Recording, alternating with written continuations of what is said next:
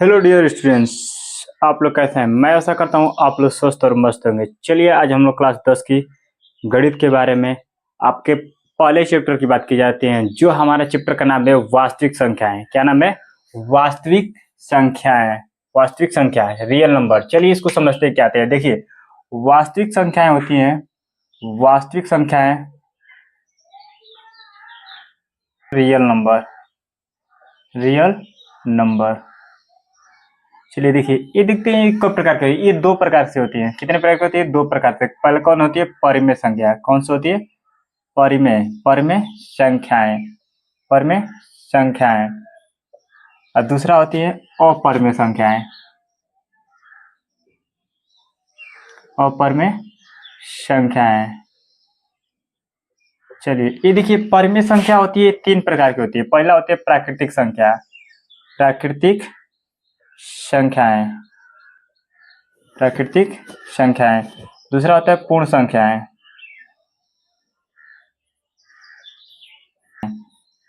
चलिए देखिए, परिमेय संख्या कितने प्रकार होती है? प्राकृतिक संख्याएं, पूर्ण संख्याएं, पूर्णांक संख्याएं। ठीक है, इन तीनों चीजों को मिलाकर परिमेय संख्या बनती है। अपरिमेय संख्याएं, अब देखिए, परिमेय संख्या, अपरिमेय संख्या, परिमेय संख्या, अपरिमेय संख्याएं दोनों मिलकर वास्तविक संख्या बनाती हैं। दोनों मिलकर क्या बनाती हैं? वास्तविक। दोनों का माने परिमेय और अपरिमेय संख्याओं का समूह वास्तविक संख्या को बताती हैं। किसको बताती हैं? वास्तविक संख्या के। तो चलिए हम एक एक करके शॉर्ट में रिवीजन कर लेते हैं कि प्राकृतिक संख्या क्या होती है, पूर्ण संख्या क्या होती है, पूर्णांक संख्या क्या होती है। ये सारी चीजें डिटेल्स में अपने चैनल पे क्लास 9 के प्लेलिस्ट में हम पढ़ा चुके हैं, बट आप लोग क्लास 10 के हैं तो एक बार शॉर्ट में रिवीजन हम कर देते हैं। चलिए ठीक है, आगे बढ़ते हैं। सबसे पहले देखेंगे प्राकृतिक संख्या, उसके बाद पूर्ण संख्या, वास्तविक संख्या। प्राकृतिक संख्याएं, इसको इंग्लिश में बोलते हैं नेचुरल नंबर, नेचुरल नंबर्स। इसको इंग्लिश में कहते हैं नेचुरल नंबर। देखिए इसमें हम डिफिनीशन नहीं लिखवाएंगे, बस हम शॉर्ट में आपको रिवाइज करा देंगे, रिवीजन करा देंगे कि मतलब इसकी संख्या क्या होती है, कैसे मतलब प्राकृतिक संख्या किसको बोलते हैं, पूर्ण संख्या किसको बोलते हैं, पूर्णांक संख्या किसको बोलते हैं, मतलब शॉर्ट में रिवीजन आपको करा। देखिए प्राकृतिक संख्या क्या होती है, नेचुरल नंबर क्या होती है, ये जो गिनने में प्रयोग की जाती है, जो संख्याएं गिनने में प्रयोग की जाती है। मतलब प्राकृतिक संख्या 1 से स्टार्ट होती है, 1 से 2 3 डैश, यानी 3 के बाद 4 5 6 है, मतलब ये संख्या जारी रहेगी, मतलब आगे आती रहेंगी। अनंत का मतलब कि ये संख्या मतलब ये फिक्स लिमिट नहीं है। ठीक है, मतलब ये फिक्स नहीं है संख्या, तो इनको प्राकृतिक संख्या बोलते हैं। यानी जो संख्या 1 से स्टार्ट होती है वो प्राकृतिक संख्या होती है, जो 1 से स्टार्ट होती है वो प्राकृतिक संख्या होती है। ठीक है, नेचुरल नंबर को कैपिटल एन से प्रदर्शित करते हैं। नेचुरल नंबर को यानी प्राकृतिक संख्या को कैपिटल एन से प्रदर्शित करते हैं, एन से करते हैं। किसको? प्राकृतिक संख्या को कैसे दिखाते हैं? कैपिटल एन से। ठीक है, ये हमारे प्राकृतिक संख्या हो गए। और सबसे छोटी प्राकृतिक संख्या क्या आ जाएगी? सबसे छोटी प्राकृतिक संख्या इसमें कहां से स्टार्ट होगा? 1 से, यानी 1 क्या आ जाएगी? सबसे छोटी प्राकृतिक संख्या। दूसरा आता है हमारा कौन संख्या? पूर्ण संख्या। पूर्ण संख्याएं कौन सी आती है? पूर्ण संख्याएं, पूर्ण संख्याएं। इसको इंग्लिश में बोलते हैं होल नंबर। क्या बोलते हैं? Whole numbers. इसको इंग्लिश में बोलते हैं होल नंबर। देखिए होल नंबर क्या होता है कि प्राकृतिक संख्या में जीरो सम्मिलित करने पर, प्राकृतिक संख्या में जीरो सम्मिलित करने पर पूर्ण संख्या बनती है। देखिए प्राकृतिक संख्या कहां से स्टार्ट होती है? 1 से, 1 2 3 4 डैश कहां तक ले? अनंत तक ले। ठीक है, ये अनंत का चिन्ह है। किसका चिन्ह है? अनंत। इसको फाइनाइट भी बोलते हैं। ठीक है, इसमें क्या शामिल कर देंगे? जीरो शामिल कर देंगे, शून्य, क्या बोल शामिल कर देंगे? शून्य। ये कौन संख्या बन जाएंगी? हमारी पूर्ण संख्या बन जाएगी। कौन संख्या बन जाएगी? पूर्ण संख्याएं बन जाएंगी। इसमें देखिए इसे किससे प्रदर्शित करते हैं? इसे कैपिटल डब्ल्यू से प्रदर्शित करते हैं। कैपिटल की पूर्ण संख्या की बात की जा रही है। कौन संख्या? पूर्ण संख्या आएंगे, पूर्ण संख्या के बारे में बात है। कैपिटल डब्ल्यू का मतलब किस संख्या के बारे में बात करें? पूर्ण संख्या के बारे में। यहाँ पे कैपिटल एन का मतलब यानी पूर्ण प्राकृतिक संख्या के बारे में बात की जा रही है। किस संख्या के? प्राकृतिक संख्या। प्राकृतिक संख्या कहां से स्टार्ट होती है? 1 से स्टार्ट होती है। ठीक है। और पूर्ण संख्या कहां से स्टार्ट होती है? जीरो से स्टार्ट होती है। कहां से स्टार्ट होती है? जीरो से। सबसे छोटी पूर्ण संख्या क्या होगी? इसमें कहां से स्टार्ट हो? जीरो, यानी सबसे छोटी पूर्ण संख्या क्या आ जाएगी? जीरो। अब इसमें छोटी संख्या क्या आ जाएगी? प्राकृतिक, तो वन। अब बड़ा का पता नहीं कर, क्योंकि संख्या फिक्स नहीं है, यानी जहां ये संख्या समाप्त नहीं हुई थी इसलिए बड़ा हम नहीं कर पाएंगे। ये चिन्ह बताता है कि मतलब संख्या आगे भी जा है। ठीक है। अगला तीसरा नंबर पर हमारा आता है पूर्णांक संख्याएं। कौन संख्या है? पूर्णांक संख्याएं। इसको इंग्लिश में बोलते हैं इंटीजर नंबर।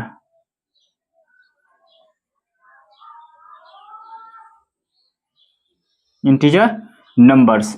चलिए देखिए ये क्या होती है कि देखिए प्राकृतिक संख्या जो होती है उसका धनात्मक यानी प्लस वाली संख्या, प्राकृतिक संख्या का ऋणात्मक, और शून्य शामिल कर देने पर कौन संख्या बन जाती है? पूर्णांक संख्या बन जाती है। चलिए देखते हैं। जीरो राइट साइड की तरफ माने प्लस वाली संख्या, हमारा राइट हैंड है तो इधर प्लस वाली संख्या प्राकृतिक संख्या का, 2 3 4 डैश कहां तक ले? अनंत तक ले। आप जहां से मन करो वहां से आप डैश लगाना, काउंटिंग मतलब 1 2 3, 3 के बाद भी डैश लगाना, 5 के बाद, 6 के बाद, जहां से आपको विचार करो वहां से आप डैश प्रयोग कर सकते हैं। ठीक है, आपके ऊपर निर्भर करता है। अब इसी संख्या को इधर माइनस में लिखते हैं, जैसे -1 -2 -3 डैश कहां तक ले? अनंत तक ले। ठीक है, ये होती है पूर्णांक संख्या। इनको संख्या रेखा पर दिखाया जाता है। ठीक है, इनको संख्या रेखा पर दिखाया जाता है। देखिए अब ध्यान सुनिएगा, ये प्राकृतिक संख्या और पूर्ण संख्या, पूर्णांक संख्या, इन तीनों के ग्रुप से ही हमारा कौन संख्या बना था?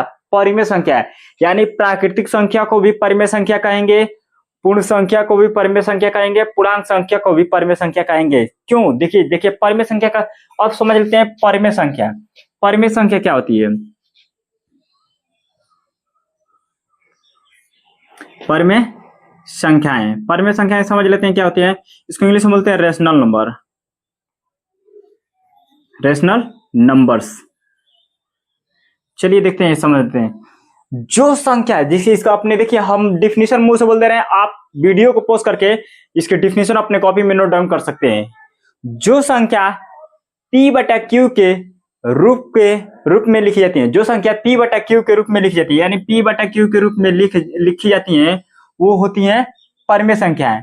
जो संख्याएं p/q के रूप में लिखी जाती हैं कौन संख्या होती है? परिमेय संख्या होती है। जैसे p/q, जहां पे लिखेंगे, जहां p मतलब पूर्णांक संख्या है, p मतलब पूर्णांक संख्या है, p का मतलब क्या है? पूर्णांक संख्या है। देखिए पूर्णांक संख्याएं का मतलब कि जो यहाँ पे पूर्णांक संख्या पड़े हैं ये वाली सारी संख्या यानी प्लस और माइनस जीरो सभी संख्या आ जाएंगी। तथा q equal to not zero, यानी q की जगह पे देखिए यहाँ भी पूर्णांक की संख्या, मतलब q की जगह पे इसमें सारी संख्या आएंगी, बस ये जीरो नीचे नहीं आएगा। q जो यहाँ पे बट्टे में संख्या लिखी गई यहाँ पे जीरो नहीं आएगा, यहाँ पे जीरो नहीं आएगा। बाकी q की जगह पर -1 -2 -3 मैंने इधर जितनी माइनस वाली संख्या रहेंगी, जितने भी संख्या जाएंगे, इधर जितना प्लस वाली संख्या जाएंगी, बस हमारे नीचे जीरो नहीं चाहिए। और p के स्थान पे ये भी संख्या आ जाएगी, जीरो भी आ जाएगा, इधर वाली संख्या सब भी आ जाएंगी, बस q की जगह पे जीरो नहीं रहते हैं। यानी जो संख्या बट्टे में लिखी जाएंगी, जैसे कि 3/4 ये परिमेय संख्या है, -7/3 ये भी परिमेय संख्या है, जीरो परिमेय संख्या है क्योंकि इसके नीचे कुछ एक है। जिस संख्या के नीचे कुछ नहीं रहता है उसको एक बना लेते हैं तो वो परिमेय संख्या होती है। तो हमारे प्राकृतिक संख्या के जितने भी नीचे कुछ नहीं है इनके नीचे एक बना लेंगे तो कौन संख्या बन जाएंगी? परिमेय संख्या। इसलिए प्राकृतिक संख्या को भी परिमेय संख्या कहेंगे, इन संख्या को भी नीचे एक बना लेंगे। देखिए नीचे एक, देखिए जीरो ऊपर हो गया ना, नीचे नहीं ना हुआ, नीचे कुछ नहीं तो एक है, तो क्यू के स्थान पर मान क्या आएगा? एक। अब पी की जगह पर क्या आ जाएगा? जीरो। तो ये परिमेय संख्या है, इन सभी के नीचे एक बना लेंगे तो कौन संख्या बन जाएंगी? परिमेय संख्या बन जाएगी। इसलिए प्राकृतिक संख्या को भी परिमेय संख्या, पूर्ण संख्या को भी परिमेय संख्या, ठीक इनके भी संख्या के नीचे एक एक बन जाएगा तो ये कौन संख्या हो जाएंगी? परिमेय संख्या हो जाएंगी। ठीक है, तो ये 0/1 परिमेय संख्या है क्योंकि जीरो पी का मान है और क्यू का मान एक है, ये परिमेय संख्या हो जाएगी। ठीक है, कोई दिक्कत? और कौणिक के जितने भी अंदर से मान निकल जाएंगे, जैसे कौणिक 4 का मान कितना होता है? 2, तो 2 के नीचे कुछ नहीं तो 1, यानी कि कौन संख्या हो जाएगी? ये परिमेय संख्या हो जाएगी। डेटा से भी अनंत तक जो आप एग्जाम्पल में लिख सकते हैं, कोई दिक्कत नहीं। तो यानी कि प्राकृतिक संख्या, पूर्ण संख्या, पूर्णांक संख्या का समूह परिमेय संख्या को बताते हैं। किसको बताते हैं? परिमेय संख्या को बताते हैं। ठीक है, परिमेय संख्या समझ गए। अपरिमेय संख्या समझ लेते हैं, थोड़ा सा अपरिमेय संख्या समझ लेते हैं। तो इसको अगर शॉर्ट में नोट डाउन करना चाहते हैं तो आप नोट डाउन कर लीजिए। ठीक है, इरेज कर दें। ठीक है, यहाँ पर समझ लेते हैं अपरिमेय संख्या। समझ लीजिए अपरिमेय संख्या क्या होता है। अपरिमेय संख्याएं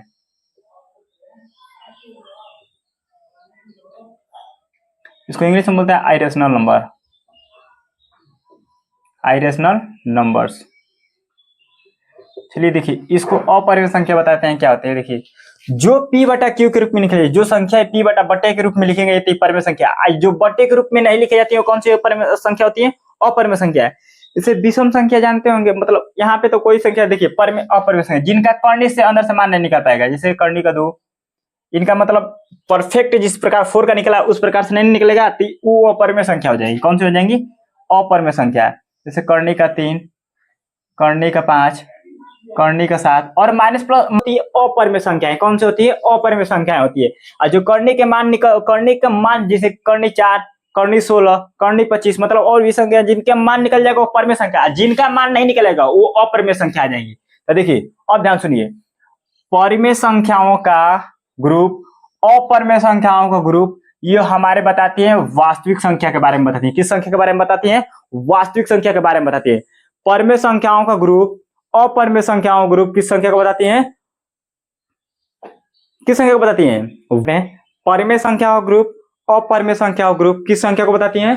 वास्तविक संख्या को बताती हैं। किस संख्या को बताती हैं? वास्तविक संख्या को बताती हैं, यानी रियल नंबर को। चलिए इतना आप हो गया, ये हमारा बेसिक जितना चीजें बताएं सारा हमारा बेसिक था। अब आते हैं अपने चैप्टर की तरफ। अब आते हैं अपने चैप्टर की तरफ।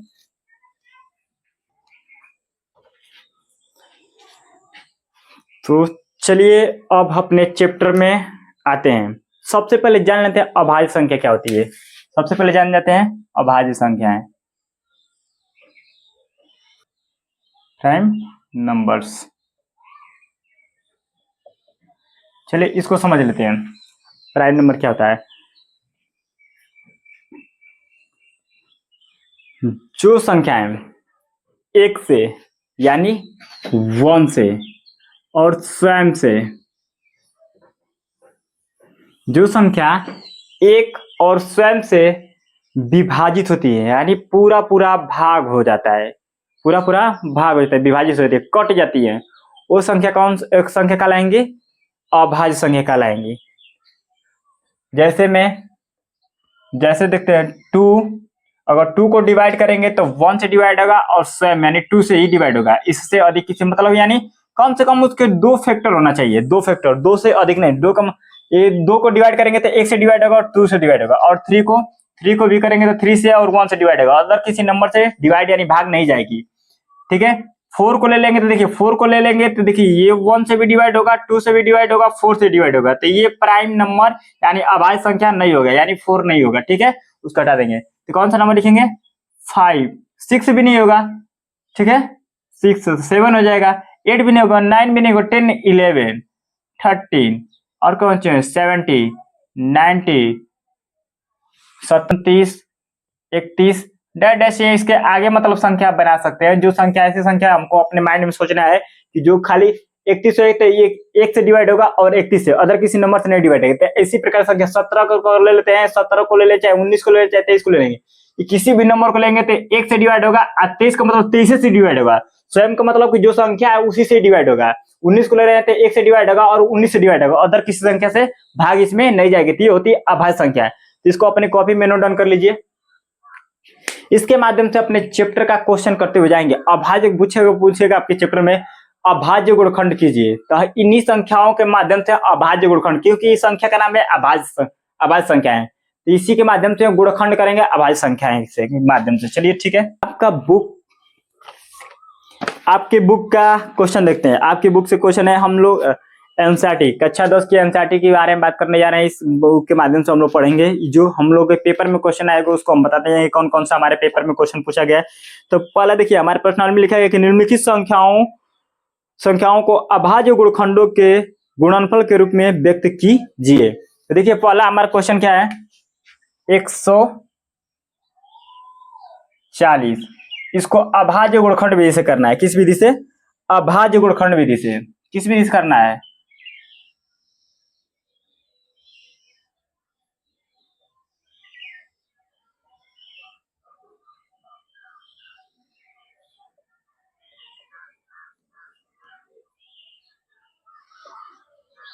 इस क्वेश्चन को अभाज्य गुणनखंड विधि से करना है। तो चलिए देखे थे कैसे करना है, ठीक है। चलिए 140 का फैक्टर हम पहले करेंगे। 140 का फैक्टर, 140 का फैक्टर कैसे करेंगे चलिए देखते हैं। अगर आप लोग को नहीं आता तो देखिए रफ के पीछे आप लोग ऐसे क्या करेंगे कि एलसीएम के भाग विधि से, मतलब भाग विधि से 140 को ऐसे देखिए अभाज्य संख्या लिखा है था ना 2 से, तो उसी को इसे से करेंगे, उसी के माध्यम से करेंगे। तो पहले 2 से करते हैं। तो 2 को देखिए, इसको कटाने के लिए क्या करेंगे, देखिए 2 का मतलब कि संख्या का आधा, 140 का था कितना होगा 70, फिर 2 से फिर निकल जा रहा है डिवाइड, कितना हो जाएगा 35। फिर अब 2 से ये कटेगा नहीं, अब किसे कटेगा 5 से कटेगा, तो कितना जाएगा 7। अब 7 से करेंगे कितना जाएगा 1। तो ये जितने भी आए हैं इनको गुणा के रूप में लिख लेंगे, वही गुणनखंड विधि। 140 का करेंगे, यहां से हल लिख सकते हैं, हल, ठीक है, अभाज्य गुणनखंड विधि से। तो ठीक है 140 का गुणनखंड क्या आ जाएगा, यहाँ से कौन आया है 2 बार आया है, 3 नहीं है, 5 आया है, और गुणे क्या है 7। अब देखिए इसमें थोड़ा सा और क्या करना होता है, कुछ अपडेट कर दिया है कि 2 कितने बार आया है 1 2, तो इसके पावर में यानी घात में 2 लिख लेंगे, ठीक है। और 5 का और 5 का और 7 का नहीं है तो बस इसको ऐसे लिख लीजिए। अगर ये भी रहता है तो इनका भी लिखते हैं। तो ये हो गया हमारे पहले क्वेश्चन का आंसर, ठीक है। समझ में आ रहा है तो नोट डाउन कर लीजिए।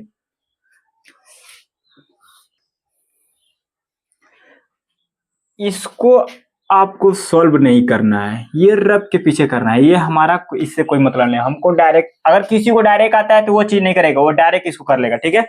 दूसरा क्वेश्चन आप स्वयं करेंगे, दूसरा क्वेश्चन आप स्वयं करेंगे। तीसरा क्वेश्चन हम बताते हैं, तीसरा क्वेश्चन क्या है। तीसरा क्वेश्चन एक बार हम देख लेते हैं, तीसरा क्वेश्चन क्या है। तीसरा क्वेश्चन है 3825, 3825, 3825, इसका करना है। तो आप जिसको आता है वो डायरेक्ट कर लेगा। तो अभाज्य गुणनखंड विधि से तो हल लिख लेते हैं, हल लिख लेंगे किस विधि से, अभाज्य गुणनखंड विधि से, गुणनखंड विधि से, ठीक है। चलिए इसको सवाल क्वेश्चन करेंगे। 3825 किसका करना है, 3825 से करना है, 3825 से करना है, ठीक है। जिसको आता होगा तो कर लेगा, जिसको नहीं आता वो कैसे करेगा, 3825 का क्या करेगा, आप रब के पीछे ऐसे फैक्टर कर लेगा, क्या कर लेगा, रब के पीछे आप क्या कर लेगा, फैक्टर कर लेगा 3825 का, 3825 का क्या करेगा, फैक्टर करेगा। देखिए कैसे करने, ठीक है। तो देखिए ये संख्या 2 से नहीं कटेगा, 3 से देखते हैं। 3 का नियम है कि मतलब ये अंकों को जोड़कर, अगर अंकों का जोड़ 3 से विभाजित होते संख्या 3 से दिया था, 3 और 8 कितना हो गया 11, 11 2 कितना हो जाएगा 13, और 13 5 कितना हो जाएगा 18, यानी 18 3 से भाग नहीं हो रहा है, ये संख्या 3 से भी कट गई थी। 3 से देखते हैं कितने बार कट रही है, 1 और कितने बार जाएगा 2, फिर 7, फिर कितने बढ़ जाएगा 5, यानी 2 से 3 से संख्या कट गई, कितने से 3 से कट गई 1275, ठीक है। अब देखते हैं अभी 3 से कट रहा है कि नहीं कट रहा है, देखते हैं। हाँ 3 से भी कट जाएगा, फिर 3 से कटाएंगे तो 4 2 5, ठीक है। अब इस संख्या 3 से नहीं कटेगा। अब देखते हैं किससे कटाते हैं, 5 से कटाते हैं। तो 5 से कटाएंगे कितने बार में कटेगा, कितने बार में 8 5 40 50 25, फिर किससे कटेगा 5 से कटाते हैं 17 25 25, 17 से कटाएंगे, 17 अवैध संख्या 17 से कटेगा, ठीक है। तो जिनको अब देखिए इधर का जितने संख्या है इन सबको लिख लेंगे। तो क्या लिखेंगे 3 2 बार, और कितना 5 भी 2 बार, 5 को भी 2 बार लिख लेंगे, 5 को कितने बार लिख लेंगे 2 बार, और 17 1 बार आया। तो अब देखिए इसको पावर के रूप में लिख लेंगे, तो ये 2 बार आया, ये 2 बार आया, यानी 3 का पावर 2 लिख लेंगे, गुणे 5 का पावर कितना लिख लेंगे 2 लिख लेंगे, 17 एक ही बार आया तो बस 17 ला देंगे, ये हमारा हो जाएगा अभाज्य गुणनखंड, ठीक है। दूसरा क्वेश्चन आपके लिए पहला हमने सोल्व करके बताया, तीसरा भी क्वेश्चन बता दिया, दूसरा क्वेश्चन आपको करना है। चौथा क्वेश्चन देखते हैं, कौन सा क्वेश्चन देखते हैं, चौथा क्वेश्चन। चौथा क्वेश्चन हमारा क्या है, चौथा क्वेश्चन है हमारा 5005, 5005। एक बार आप प्रयास कीजिए, एक बार आप प्रयास कीजिए। चलिए हम लोग पहला क्वेश्चन कर लिए, दूसरा क्वेश्चन आपको करना है, तीसरा भी क्वेश्चन बता दिए। अब आते हैं चौथा क्वेश्चन पर, चलिए इसको इरेज करते हैं। चौथा क्वेश्चन के लिए देखते हैं कैसे होता है। चौथा क्वेश्चन देखिए 5005 जिनको आता होगा डायरेक्ट करेंगे, जिनको नहीं आएगा ऐसे रफ के पीछे कर लेंगे, ठीक है। इसको फिर इरेज कर देंगे, ठीक है। तो देखिए रफ वर्क पेपर में जब भी करेंगे, पेपर में भी आता है, ठीक है। तो देखिए ये डायरेक्ट 5 से कटेगा, 3 से नहीं कटेगा, तो 5 से कटाएंगे तो 1 हो जाएगा, 5 से करेंगे तो ये देखिए 0 0 उतर जाएगा, फिर ये कितना आ जाएगा 1 हो जाएगा।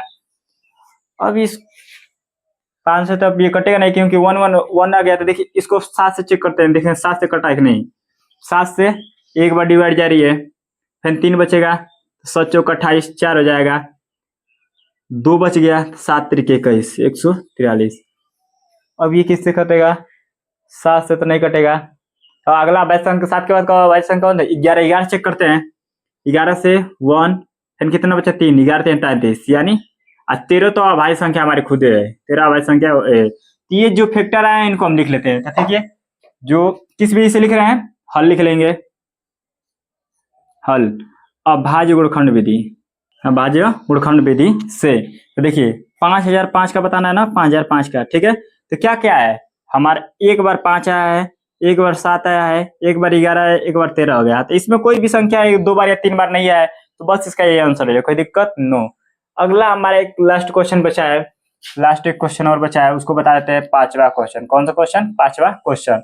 इसको इरेज करते हैं, पूरा इसको इरेज करते हैं। ठीक है, 5वां क्वेश्चन हमारा क्या है, 5वां हमारा क्वेश्चन है, और 5वां क्वेश्चन क्या है, 7429, 7429। ठीक है, इस क्वेश्चन का देखते हैं, 7000 कितना है, 7429। चलिए इसको सॉल्व करते हैं, इस क्वेश्चन को सॉल्व करते हैं। तो इसको भी क्या कर लेंगे, ऐसे हम कर लेंगे, कितने लेंगे 7429, इसको भी फैक्टर करेंगे, देखते हैं इसको सॉल्व कर पाते हैं कि नहीं। एक बार प्रयास कीजिए आप। ये तो 5 से कटेगी नहीं, 7 से कटेगी, 7 से कटेगी, 7 छक 42, नहीं 7 से भी नहीं कटे, 11 से कटेगी संख्या, 11 से 66, 11 से भी नहीं कट रही है। 13 से संख्या कटेगी, 13 से 13 से भी कट रहा है कि नहीं, 13 से। चलिए देखते हैं 17 से कटाते हैं इसको, किससे कटाते हैं, 17 से एक बार प्रयास करते हैं। 17 से कटाएंगे कितना आ जाएगा, 17 चौको 68, 17 50 मैंने 4 बार, 17 चौको 68। जिनका देखिए अगर नहीं आ रहा है ना, तो आप क्या करते हैं, 17 से भी भाग कर सकते हैं कि संख्या में 74 और 29 में, तो करेंगे 17 चौको 68, यानी 4 बार 68 हो जाएगा। तो ये घटाएंगे इसमें से, तो 14 6, ये करे फैन 17 दूना के 34, 17 51, 3 बार जा रहा है, 17 51, इसमें से एक हो जाएगा, ये भी एक हो जाएगी 11। उसके बाद क्या आएगा, तो 17 7 119, तो यानी 7 बार भाग जा रही है। ठीक है, तो एक कैंसिल है, मनी यानी 17 से कितना बार में कटेगा, 437, कितने बार में कटेगा, 437। अब 17 से कटेगा, 17 34 34, 17 53, नहीं 17 से नहीं कट रहा है। चलिए देखिए अगला देख लेते हैं, 19 अब प्राइम नंबर लेते हैं, 19 से कटेगा, 19 को 19 19 दूनी 38, 2 बार जा रहा है। एक बार 19 से भाग करके देख लेते हैं, 19 दूना के 38, कितने बार जा रहा है, 38 यहाँ 13 5 फैन से 19 को 19 57, यानी कितने बार में कटा, 19 से 23 बार में कटा है, कितने बार में, 23 बार में। तो यहाँ पे 23 लिखे, और 23 अभाज्य संख्या, ये अभाज्य संख्या है ना, तो एक बार में कट जाएगा। यानी इसका फैक्टर क्या आया हमारा, जो इसका 5वां का, तो इसको हल लिख लेंगे, हल क्या लिख लेंगे, अभाज्य गुणनखंड विधि से। तब 7429 का अभाज्य गुणनखंड क्या हो जाएगा, 17 गुणे 19 गुणे 23। ठीक है, ये आंसर आपका होगा, कोई दिक्कत ना। चलिए लिख लीजिए, इसको इरेज कर दीजिए। ठीक है, आप यहाँ तक नोट डाउन कर लीजिए, यहाँ तक आप सारे क्वेश्चन को नोट डाउन कर लीजिए, और जो दूसरा क्वेश्चन करना है वो आपको कमेंट करके मेरे कमेंट में आंसर देना है। ठीक है, सॉल्व करके। ठीक है, चलिए इरेज कर दें। ठीक है,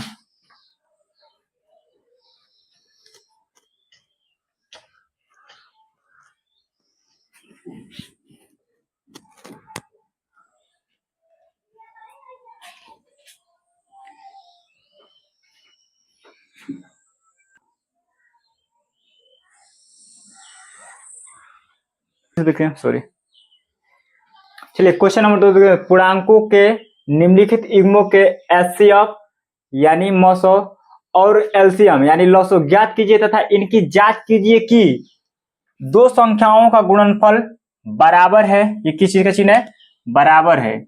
और एचसीएफ और एलसीएम यानी अगर दो कोई संख्या, मान लीजिए दोनों संख्या दी गई है, इनका इन दोनों संख्याओं का एचसीएफ यानी मसो निकाल लेंगे, इन्हीं दोनों संख्याओं का लसो निकाल लेंगे। इन दोनों संख्याओं का गुणा करेंगे और लॉसो और मौसों का गुणा करेंगे, दोनों तरफ बराबर हो जाएगा तो इनकी जांच क्या है, सत्य है। बोला है कि इनकी जांच कीजिए कि दो संख्याओं का गुणा, यानी इन दोनों संख्याओं का गुणा कर लेंगे तो बराबर होगा एलसीएम गुणे एचसीएफ के। एलसीएम गुणे चाहे एचसीएफ गुणे एलसीएम चाहे एचसीएफ गुणे, इनके बराबर होना चाहिए। तो चलिए देखिए कैसे करते हैं, ठीक है। इन दोनों संख्याओं का एलसीएम कैसे निकालेंगे, अभाज्य गुणनखंड विधि से। देखिए कैसे निकालेंगे, तो आप इनका निकालेंगे। देखिए यहाँ पे हल पहले लिख लीजिए, हल हल कैसे करेंगे, ठीक है। तो 26 का निकालेंगे तो आपको कितना जान, 13 दूना का 26, यानी इसका फैक्टर क्या आ जाएगा, 13 दूना का 26। नहीं आता होगा तो ऐसे आप कर सकते हैं ना, इसको तो जानते हैं, 2 ये 13 हो जाएगा, फिर 13 से कर देंगे तो 1, यानी 2 गुणे क्या बना है, 2 गुणे क्या बना है 13 बना है। फिर 91 का इसी प्रकार से करना है। किस पर, 91 का, 91 क्या हो जाएगा, तो देखिए 7 से कट जाएगा 13 बार में, फिर 13 से कट जाएगा 1 बार में, ठीक है। यानी इसका बना 7 गुणे 1, ठीक है। अब देखिए, अब एलसीएम इसका एचसीएफ क्या हो जाएगा, एक बार एचसीएफ देखिए। एचसीएफ में जितनी भी संख्याएं होती हैं, जितने माने दो संख्याएं हैं, इसमें देखिए जो सब में पाया जा रहा है, कौन सी इसमें नंबर है जो एचसीएफ में, एचसीएफ जब भी निकालेंगे तो ऐसा नंबर को हम ढूंढेंगे जो सब में जितनी भी संख्या है उसमें सब में हो। तो इसमें देखिए 13 सब में दिखाई दे रहा है, 13 सब में दिखाया है, तो इसका एचसीएफ कितना आ जाएगा 13। एलसीएम कैसे निकालेंगे, तो एलसीएम देखिए इसमें जो संख्या जो समय पाई जा रही है वो एक ही बार लिखे जाएगा, जो नहीं पाई जाएगी उसको देखिए 2 भी लिख लेंगे, 7 भी लिख लेंगे, 13 2 बार है तो एक ही बार लिखेंगे, ठीक है। 13 को एक ही बार लिखेंगे। इसका एलसीएम कितना हो जाएगा, देखिए देखिए इसको गुणा तो हम थोड़ा सा दूसरी तरफ करते हैं। 13 का गुणा 2 में करेंगे तो 26 हो जाएगा, 26 का 7 में गुणा करेंगे तो 7 छक 42 और 7 दूना का 14 और 14 चार 18, यानी इसका एलसीएम कितना आ जाएगा 182। अब हमको सूत्र है ये, देखिए दो संख्याओं का गुणनफल बराबर होता है एलसीएम एचसीएफ गुणे एलसीएम के, ये हमारा सूत्र है। तो यहाँ पे सूत्र लिख लेंगे, दो संख्याओं का बराबर है एचसीएफ एलसीएफ गुणे एलसीएम, एचसीएफ गुणे एलसीएम। देखिए तो देखिए दो संख्या, यानी दो संख्या कौन सी है हमारा 26 और 91 का इसी का निकालते हैं, ये दोनों संख्या, तो इन दोनों का गुणा कर लेंगे। 26 गुणनफल का मतलब गुणे में संख्या 91। अब देखिए एचसीएफ कितना आपका है, एचसीएफ कितना है, एचसीएफ कितना है 13, यहाँ पे 13 लिख लेंगे, और गुणे में है तो गुणे। एलसीएम कितना है 182, तो 182 रख लेंगे, 182। अब 91 का गुणा कीजिए और फिर इधर 182 गुणा करेंगे, 91 गुणा कीजिए 182 गुणा, इसका आ जाएगा 23 66। इधर भी गुणा करेंगे तो कितना आ जाएगा 23 66, यानी दोनों तरफ की जब संख्याएं बराबर रहती हैं, दोनों तरफ की संख्याएं बराबर रहती है, इनकी सत्यता की जांच हो गया, ठीक है। ठीक है, ये होता है हमारा जो इनकी जिस माध्यम से बोला उसके माध्यम से हमने ज्ञात कर दिया, ठीक है। नोट डाउन कर लीजिए।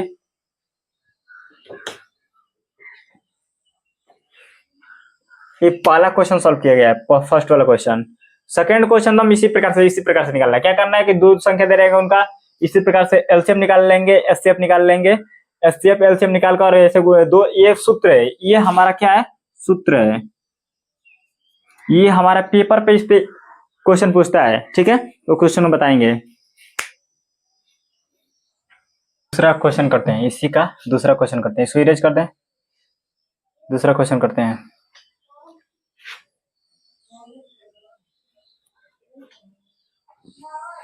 देखिए ये वाला जो सूत्र है इसको आप याद कर लेंगे, इसके बिना आप इस सवाल को कर नहीं पाएंगे। क्या कि दो संख्याओं का गुणनफल, यानी दो संख्या का गुणा करना है और उसका एलसीएम निकालना है, एचसीएफ निकालना है, एलसीएम निकालना है, ठीक है। अब दूसरा क्वेश्चन हमारा क्या है, दूसरा हमारा क्वेश्चन है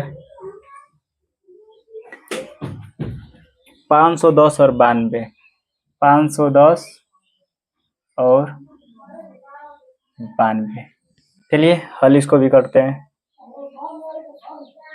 हल करेंगे। देखिए 510 का क्या निकाल लेंगे, फैक्टर निकाल लेंगे, अभी बताया ना कैसे निकालना है, फिर 92 का निकाल लेंगे। कैसे निकालते हैं आपको भी बताया है, 510 का फैक्टर ऐसे निकाल लेंगे, नहीं निकाल लेंगे, निकालेंगे कितना बताइए, 2 से करेंगे तो 2 दूना के 4 होगा, एक जाएगा तो 5, फिर से फिर एक बच जाएगा तो 55, फिर किससे जाएगा 7, 10 12, 3 से कटेगा, 3 से कटेंगे कितना जाएगा 8 24, 5 3 15, फिर 5 से कटेगा 17 12 में, फिर 17 से कर देंगे एक बार में, ये जो आया इसका फैक्टर ग्रुप में लिखिए। देखिए एक चीज और बता रहे हैं, और कहीं कहीं पे आप इसको डायरेक्ट लिखेंगे, लेकिन अगर एक लिख के लिखते हैं ना तो अच्छा रहता है। किसी संख्या में एक से गुणा कर देंगे तो उसका मान बदल देते हैं, एक लिख के लिखें तो अच्छा रहेगा। देखिए इसका भी एक आगे वाला सवाल में आपको फायदा बताएंगे। तो अब क्या है, जो फैक्टर है सब लिख लीजिए, 2 3 और क्या है 5 और गुणे 17, ठीक है। इसी प्रकार से 92 कर लेते हैं, इसी प्रकार से 92 करेंगे। अब देखिए सारी अभाज्य संख्या यूज करेंगे, जो हम आपको स्टार्टिंग में बताए थे अभाज्य संख्या, उसके बारे में देखिए। तो यहाँ पे देखिए 2 से कटेगा, 4 दूना के 8 और 6 46 हो जाएगा। फिर 2 से करेंगे कितना आ जाएगा, 2 दूना के 4 3 23 और 23 तो खुद अभाज्य संख्या है तो 1 हो जाएगा, ठीक है। तो देखिए फिर 1 लगा के लिखिए, 1 लगा के लिखे 2, 2 बार आया है और 23, ठीक है ठीक है। अब इसका हम क्या, इसको इसको इस साइड इरेज कर देते हैं, कोई दिक्कत नहीं है ना, ठीक है इसको इरेज करते हैं, ठीक है। अब देखिए एचसीएफ निकाल लेते हैं, एचसीएफ, ठीक है। तो देखिए इन दोनों में कॉमन क्या है, एचसीएफ के लिए कि मतलब इसमें भी पाया जाता है, इसमें भी पाया जाता है। अगर नहीं, अगर इसमें पाया जा रहा है इसमें नहीं पाया जाता तो वो नहीं लिखा जाएगा, दोनों में पाया जाना चाहिए एचसीएफ के लिए। एक आ रहा है, देखिए यहाँ भी 2 है, यहाँ भी 2 है, तो 1 2 लिखा जाएगा। अच्छा देखिए इस वाला 2 के लिए बात की जाती है, इसमें और 2 नहीं लिखा जाता, ये 2 नहीं लिखा जाएगा, एचसीएफ में नहीं लिखा जाएगा, एलसीएम में लिखा जाएगा लेकिन एचसीएफ में नहीं लिखा जाएगा। देखिए यहाँ पे 3 है तो इसमें 3 नहीं है, इसमें 5 है तो इसमें 5 नहीं है, इसमें 17 है तो इसमें 17 नहीं है, इसमें 23 है तो इसमें 23 नहीं है, ठीक है, तो नहीं लिखा जाता है। इसका एचसीएफ कितना आ जाएगा, 2। एलसीएम कितना आ जाएगा, एलसीएम देखते हैं, एक तो इसमें भी एक इसमें भी, तो 1 लिख लेते हैं, ठीक है। और देखिए इसमें भी 2 है, इसमें भी 2 है, तो एक ही बार 2 लिखा जाएगा। लेकिन देखिए यहाँ पे 2 है, यहाँ भी 2 नहीं है, तो वो भी, ये भी 2 लिखा जाएगा, ये 2 लिखा जाएगा, लेकिन एचसीएफ में लिखा जाता है, एलसीएम में लिखा जाता है। देखिए यहाँ पे 3 है तो इसमें 3 नहीं है, लेकिन 3 लिखा जाएगा, ठीक है। यहाँ पे 5 है, इसमें 5 नहीं है, तो लेकिन 5 लिखा जाएगा। 17 इसमें भी है, इसमें 17 नहीं है, लेकिन 17 लिखा जाएगा। इसमें 23 है, इसमें 23 नहीं है, तो 23 लिखा जाएगा। अब इसका पूरा गुणा कीजिए, पूरा देखिए 2 का गुणा 1 में करेंगे तो कितना आ जाएगा, फिर पूरा इसका गुणा करेंगे कितना है, गुणा करके बताइए, गुणा करेंगे कितना आएगा बताइए।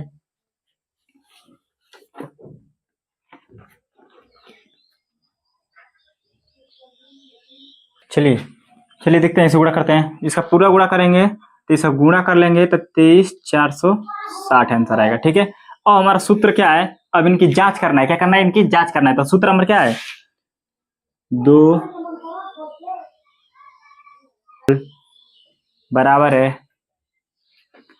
एचसीएफ गुणे एलसीएम, ठीक है, एलसीएम। तो देखिए दो संख्या क्या क्या है, तो 510 गुणे 92, इनका गुणा कर लेंगे। एचसीएफ कितना है 2 और एलसीएम कितना है 23,460, ठीक है।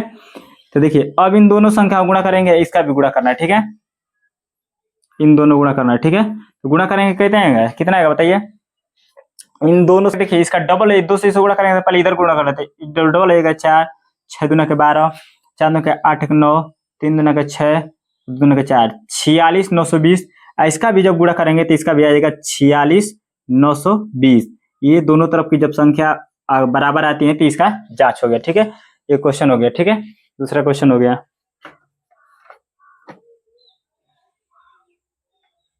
ठीक है, इसको नोट डाउन कर लीजिए। तीसरा क्वेश्चन बताते हैं, तीसरा क्वेश्चन हमारा क्या है,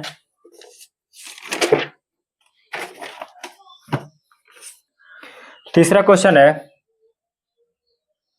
336 और 54।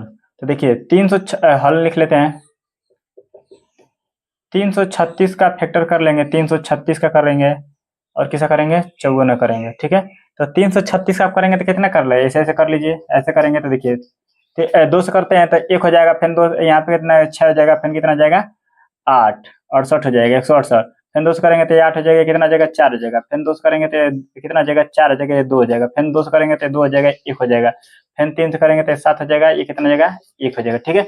ये जो जितना चीज आएगा तो 1 लगा के हमको बोले ना कि 1 लगा के, देखिए 2 कितने बार आया 4 बार, तो इसको 4 बार लिख सकते हैं।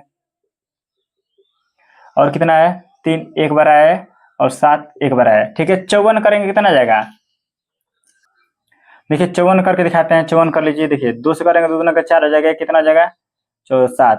फिर कितने से करेंगे 3 से कर देंगे तो 9 हो जाएगा, फिर 3 से कर देंगे, फिर 3 से कर देंगे तो 1 हो जाएगा, ठीक है। ये कितना जाएगा 2 1 पहले लिख लीजिए, 1 लिख लेंगे, 1 2 और 3 कितने बार आया 3 बार, ठीक है। इस चीज को इरेज करते हैं।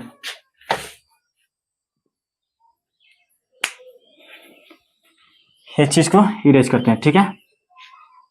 ठीक है, तो अब देखिए एचसीएफ ज्ञात करना है इसका। एचसीएफ कितना होगा, देखिए एक तो आ जाएगा, इसमें देखिए यहाँ पे 2 है तो इसमें भी 2 है तो 2 लिख लेंगे। ये 2 जितने भी आए तो इसमें 2 नहीं पाया जाता। देखिए एक 3 यहाँ पाया जाता है, एक 3, तो यानी एक 3 लिखा जाएगा। ये 3 का कोई महत्व नहीं क्योंकि इसमें 3 नहीं है, ठीक है। 7 का 7 इसमें है तो इसमें नहीं, तो एचसीएफ में नहीं लिखेंगे, एलसीएम में लिख सकते हैं। इसका एलसीएम कितना आ जाएगा, 6 हो जाएगा, ठीक है। एचसीएफ कितना आ जाएगा, 6। एलसीएम कितना आ जाएगा, एलसीएम एलसीएम देखिए 1 लिख लीजिए। और देखिए यहाँ भी ये 2 मिल रहा है, ये 2 मिल रहा है, ये 2 है तो एक बार लिखाएगा। अब देखिए यहाँ पे 3 2 नहीं मिल रहे थे, इसमें नहीं मिल रहे थे, ये ऊपर वाला 3 2 यहाँ पे पूरा लिखा जाएगा। कितने बार, 3 2। अब देखिए ये 3 मिल रहा है, यहाँ भी एक 3 मिल रहा है तो एक बार लिखाएगा। ये 2 3 नहीं मिल रहे तो ये दोनों 3 लिखा जाएगा, ठीक है। ये 7 नहीं मिल रहा तो ये 7 भी लिखा जाएगा।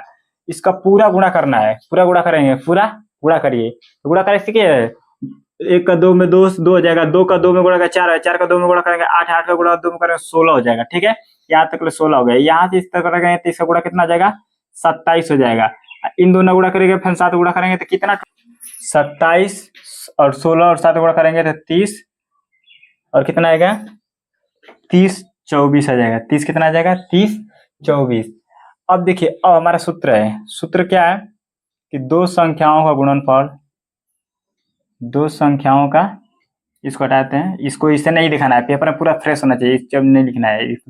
दो संख्याओं का गुणे एलसीएम, ठीक है। तो दो संख्या क्या है, 336 गुणे 54 बराबर एलसीएफ कितना है, एलसीएफ कितना है। ये चीज हम पेपर में देखें, इस चीज को हटा लेंगे, जब पेपर में दिखाएंगे तो इसे नहीं करना है, ठीक है। अपने मन से अच्छे से करना है। तो एलसीएफ कितना है, 6 है, और एलसीएम कितना है, 30 और कितना है, 24। अब इन दोनों का इसमें गुणा करना है, इधर का इधर, इधर का इधर, दोनों तरफ का सेम करना है, ठीक है। गुणा करके तो कितना आएगा, गुणा करिए, तो गुणा कर लेंगे, इधर गढ़ेंगे तो 18 18 18 144, 18 144 गुणा करेंगे तो आएगा। इधर का भी गुणा करेंगे तो 18 18 144 आएगा। देखिए दोनों तरफ का सेम आ गया, तो ये हमारे इसकी जांच हो गई, ठीक है। इसकी जांच हो गई है, नोट डाउन कर लीजिए। अगले क्वेश्चन पे चलते हैं। अगले क्वेश्चन पे चलिए क्वेश्चन तीसरा रखते हैं। अभाज्य गुणनखंड विधि द्वारा निम्नलिखित पूर्णांकों के एचसीएफ यानी क्या, मौसो, एलसीएम यानी लॉसो ज्ञात कीजिए अभाज्य गुणनखंड विधि से। तो देखिए चलिए इसको हल करते हैं, पहला क्वेश्चन का हल कर लेते हैं। देखिए अभाज्य गुणनखंड विधि से, किस विधि से, पेपर में एकदम अच्छे से हेडिंग बनाएंगे से, गुणनखंड विधि से, अभाज्य गुणनखंड विधि से। अभाज्य संख्या के माध्यम से देखिए 12 को ऐसे लिख लेंगे, 15 को लिख लेंगे और 21 को लिख लेंगे, बराबर का साइन लगा लेंगे, ठीक है। देखिए 12 का जब फैक्टर करेंगे तो जिसे मतलब वैसे एक एलसीएम नहीं करते थे वैसे कर रहा है, तो 12 करेंगे, जैसे ऐसे 12 करते थे ना, ऐसे वैसे करना है। 2 से करेंगे 6 हो जाएगा, फिर 2 से करेंगे तो कितना आ जाएगा, 3, 3 से करेंगे तो 1 हो जाएगा। देखिए तो यहाँ पे 1 लगा के लिखें, 1 2 2 बार आया है 2, इसका 3, ये हो जाएगा। 15 का ऐसे करेंगे तो इतना, फिर ऐसे करेंगे 3 गुणे 5 ऐसे हो जाएगा, फिर 21 करेंगे तो 1 गुणे 3 गुणे 7, इसे हो गया कि नहीं हो गया। देखिए एलसीएम निकालेंगे, एचसीएफ निकालते हैं। देखिए एक तो सब में है, 2 सब में है नहीं तो 2 नहीं लिखेंगे, 2 सब में नहीं। देखिए 3 3 3 सब में तो 3 है तो 1 और 3 लिख लेंगे, ठीक है, कोई दिक्कत नहीं ना, ठीक है। तो इसका एचसीएफ कितना आ जाएगा, 3। एलसीएम देखते हैं, एलसीएम कितना आता है, एलसीएम कितना होगा, तो सब में पहले 1 है, एचसीएफ हो गया ना। और देखिए 1 है, 2 इसमें है, इसमें नहीं। देखिए तो 2 बार है तो 2 बार लिख लेते हैं, ठीक है। 3 3 3 तीनों में है तो 1 बार ही लिखाएगा, अदर अलग से रहता तो उसको लिख लेते हैं, ठीक है, अलग से कोई नहीं। यहाँ 5 है, 5 किसी में नहीं है, 5 खाली इसमें नहीं है तो 5 तब भी 1 बार लिखा जाएगा। 7 इसमें है, इसमें दोनों में नहीं, तब भी 7 लिखा जाएगा, ठीक है। तो इसका गुणा करेंगे तो देखिए 4, 2 का गुणा 2 में, 1 का गुणा 2 में होता है 2 होगा, फिर 2 गुणा 4 4, 5 से गुणा करते हैं 20, अब 20 से गुणा 3 में करेंगे 60 और 7 छक 42, यानी 420 इसका एलसीएम है, ठीक है। तो इसका एचसीएफ गुणा अभाज्य गुणनखंड विधि से इसका एचसीएफ 3 हो गया और एलसीएम कितना 420, ठीक है। क्वेश्चन नंबर दूसरा में आते हैं, क्वेश्चन नंबर दूसरा इसका आते हैं, इसको इरेज करते हैं। इसी प्रकार से मैंने सेम करना है। क्वेश्चन नंबर तीसरा क्या है, दूसरा 17 23 और 29। देखिए ये सारी अभाज्य संख्या है तो इनमें खाली मल्टीप्लाई होता था। देखिए इसको अभाज्य गुणनखंड विधि से सॉल्व करते हैं, अभाज्य गुणनखंड विधि से हल लिख लेते हैं। अभाज्य भाज्य गुणनखंड विधि से, ठीक है। अब 8वां विधि देखिए 17 करेंगे, 17 क्या लिख लेंगे, 30 लिख लेंगे, क्या लिख लेंगे, 29 लिख लेंगे। देखिए सारी अभाज्य संख्या है, तीन फैक्टर स्वयं में इक्वल है। एक गुणे इसको 17 लिख लीजिए, देखिए यहीं पे इसके इसलिए कर रहे हैं, देखिए 1 गुणे 17 और 1 गुणे 29। देखिए एचसीएफ निकालेंगे तो इसका क्या होगा, एचसीएफ सब में एक मिल रहा है तो एक हो जाएगा, ठीक ना। और कुछ संग देखिए ये भी अलग, ये भी अलग, कोई लिखा ना जाएगा एचसीएफ में, कोई नहीं लिखा जाएगा तो एचसीएफ एक हो जाएगा। एचसीएफ कितना हो जाएगा, कुछ नहीं तो एक हो जाएगा। एलसीएम कितना हो जाएगा, एलसीएम तो देखिए सब में एक पाया जा रहा है एक, और 17 17 नहीं है तो 17 भी लिखा जाएगा, 23 23 भी लिखा जाएगा, 29 भी लिखा जाएगा, ठीक है। इन सब का गुणा करेंगे, इन सब का गुणा करेंगे तो कितना आएगा, गुणा करिए 17 23 उनसे गुणा करिए।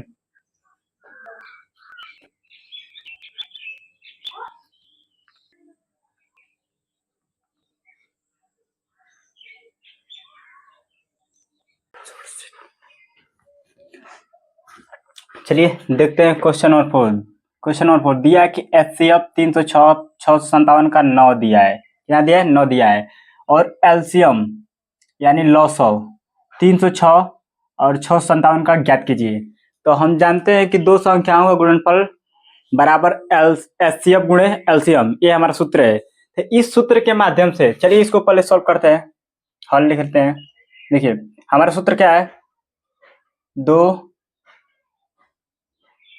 संख्याओं बराबर है एचसीएफ इंटू यानी गुणे एलसीएम। हमको क्या ज्ञात करना है, एलसीएम ज्ञात करना है। देखिए इस ये क्वेश्चन पेपर में आता है, ठीक है, तो इस क्वेश्चन को ध्यान थोड़ा रहेगा, ठीक है। तो देखिए ये दो संख्या दी गई है 306 और 657 का एचसीएफ यानी मौसो कितना दिया, 9 है। इन्हीं संख्याओं का एलसीएम ज्ञात करना है। तो इस सूत्र इस वाला फॉर्मूला पर हम रख कर हल करेंगे, तो ठीक है। तो देखिए दो संख्या कौन सा है, तो 306 गुणे 657। एचसीएफ कितना दिया है, एचसीएफ 9 दिया है। एंटू में एलसीएम, एलसीएम को एलसीएम ज्ञात करना है तो एलसीएम छोड़ देंगे, कोई दिक्कत नहीं। इस वाला पक्ष को इधर कर लेते हैं, इस वाला पक्ष को इधर करते हैं, इसमें कोई परिवर्तन नहीं होगा अगर इधर इधर करते हैं तो, ठीक है। तो देखिए 9 गुणे एलसीएम बराबर इधर हो जाएगा 306 गुणे 657, ठीक है। तो यहां से अगर 9 को हटाएंगे तो इधर ही आके क्या करेगा, भाग करेगा। यानी ये संख्या जो गुणे में इधर बराबर की इधर भेजेंगे तो क्या करेगा, भाग करती है। यानी 9 को इधर गुणा में है, अगर बराबर को उधर भेजेंगे तो क्या करेगा, भाग करेगा। तब बच जाएगा इधर एलसीएम, यही हमको ज्ञात करना है 306 गुणे 657। अब बटे में यहाँ पे मतलब भाग का मतलब बटे में 9 आ जाएगा, तो आ गया ना। तो देखिए अब 9 से 306 काट देते हैं, ठीक है। तो कितने बार में कटेगा, 29 27 3 बचेगा कितना, 3 4 बार 9 चौको 36, 4 बार में कटेगा यानी 34 है यार। तो एलसीएम इक्वल टू 34 गुणे 657। एलसीएम इक्वल टू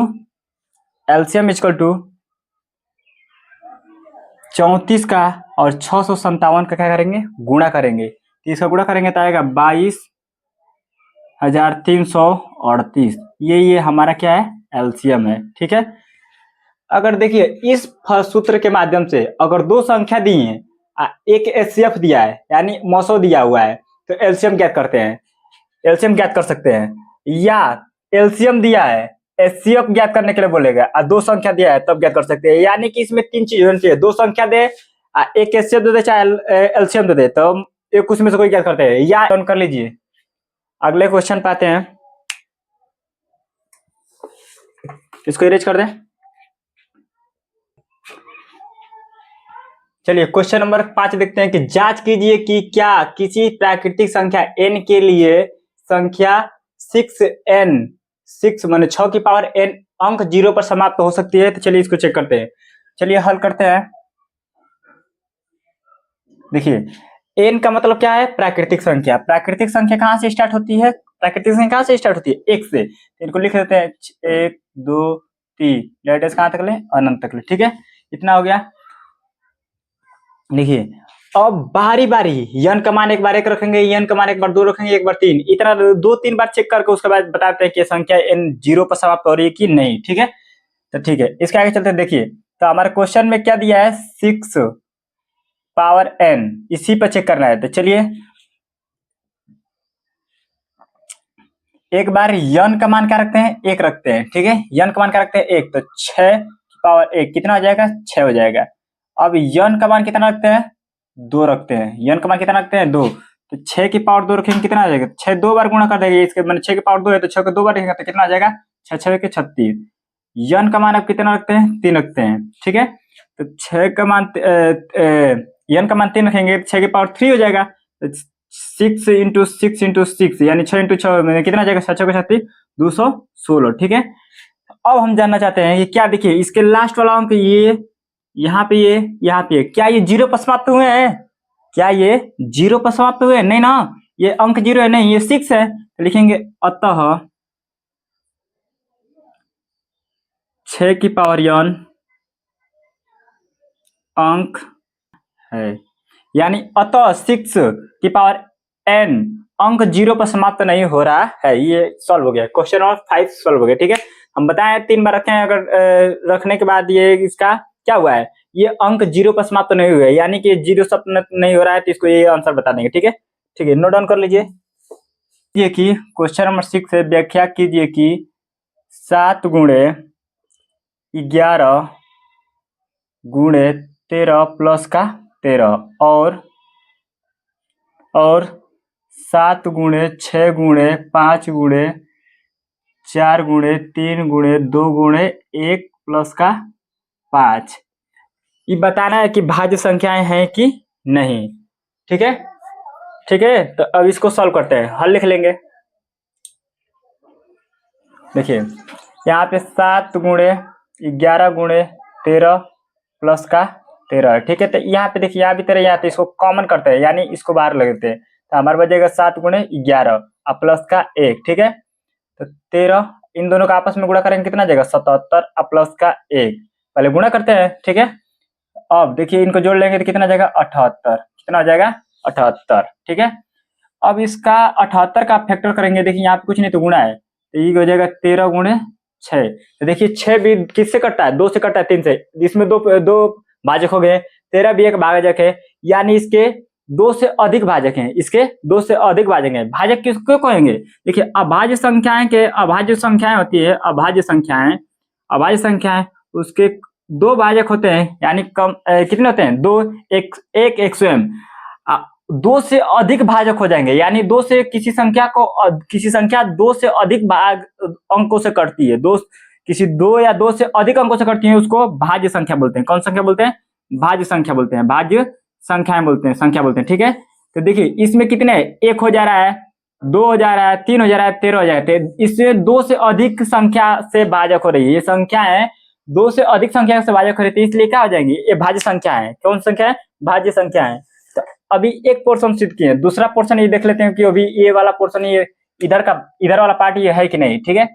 7 गुणे 6 गुणे 5 गुणे 4 गुणे 3 गुणे 2 गुणे 1 प्लस का 5, ठीक है।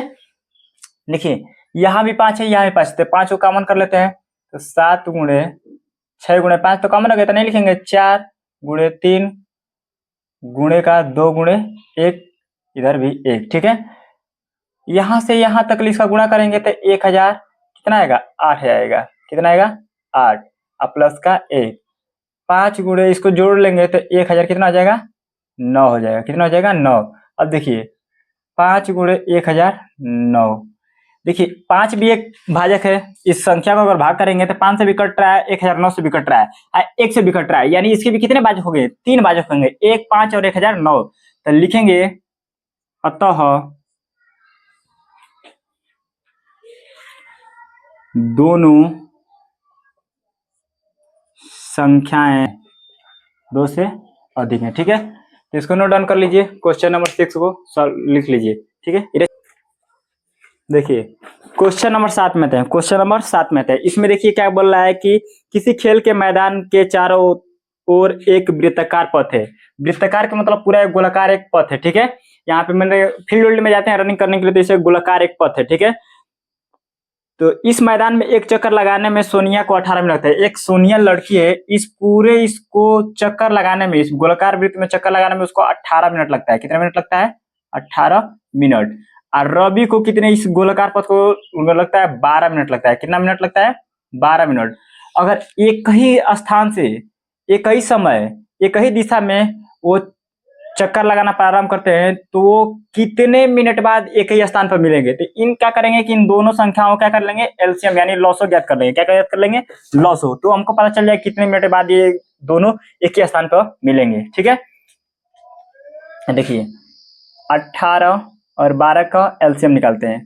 तो 2 से करेंगे तो ये 9 हो जाएगा, ये कितना हो जाएगा 6 हो जाएगा। फिर 2 से करेंगे तो ये कितना हो जाएगा, ये नहीं कटेगा तो उतर जाएगा, ये 3 हो जाएगा। फिर 3 से करेंगे तो कितना हो जाएगा, ये 3 हो जाएगा, ये 1 हो जाएगा।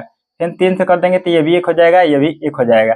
तो एलसीएम इक्वल टू 2 गुणे 2 गुणे 3 गुणे 3, इधर का इधर लिख लेते हैं। ठीक है, तो 2 दूना के 4, 4 3 12, 12 3 36, यानी 36 मिनट बाद 36 मिनट बाद दोनों एक ही स्थान पर मिलेंगे। 36 मिनट बाद एक ही स्थान पर मिलेंगे। तो चलिए हम लोग का ये प्रश्नावली पूरा समाप्त हो गया। अगले वीडियो में आपसे पुनः मिलते हैं, तब तक के लिए धन्यवाद।